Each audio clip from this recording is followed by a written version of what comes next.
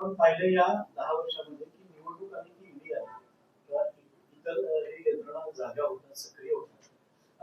झारखंड झालं, बिहार झालं, आता पश्चिम बंगालच्या निवडणुकीमध्ये ममता बॅनर्जींच्या त्या कार्यालयावर छापा होता आणि पूर्ण डाटा चोरण्याचा प्रयत्न करत ईडीने केल्याचा आरोप त्यांनी केलेला आहे आणि नॉटी होम मिनिस्टर सुद्धा अशा पद्धतीची टिप्पणी त्यांनी केली आहे. तर काय सांगाल एकूण याचं? नाही, मला वाटतं हे दबावाचं राजकारण गेल्या 10 वर्षात महाराष्ट्रानं बघितलं, देशानं त्या ठिकाणी बघितलेलं आहे. अनेकांना आत जाऊन त्या ठिकाणी गरज नसताना राहावं लागलंय, हे देखील आपण त्या ठिकाणी बघितलेलं आहे. सुरेश कलमाडींच्या बाबतीत आरोप झाले, शेवटी चार्जशीट झालं, त्यावेळी त्यात काही अपार दिसून आला नाही, हे आपण त्या ठिकाणी बघितलं.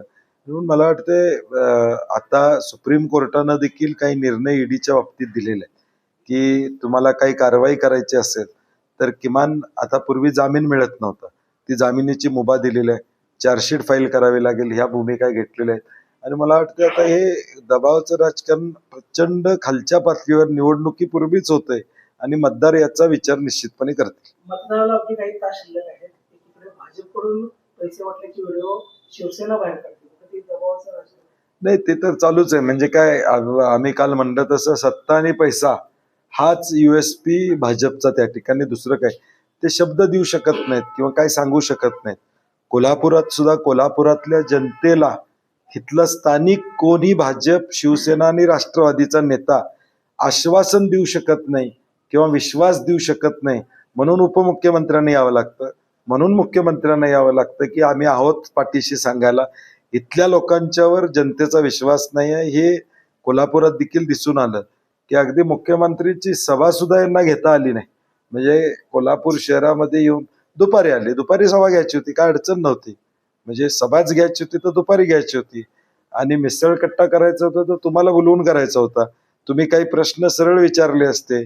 तुमची भीती आहे त्यांना, पत्रकारांची भीती आहे, प्रेस घ्यायची होती तर कोल्हापूरच्या विकासावर 1 तासाभराची प्रेस घ्यायची होती आणि तिथं स्क्रिप्टेड प्रश्न न घेता, ते प्रश्न ऑलरेडी त्यांच्याकडे 3 दिवसापूर्वी गेले होते. कारण की तुम्ही जर एकूण ती मुलाखत काल बघितली, रॅपिड प्रश्न पूर्ण व्हायच्या आधी मुख्यमंत्री उत्तर देत होते.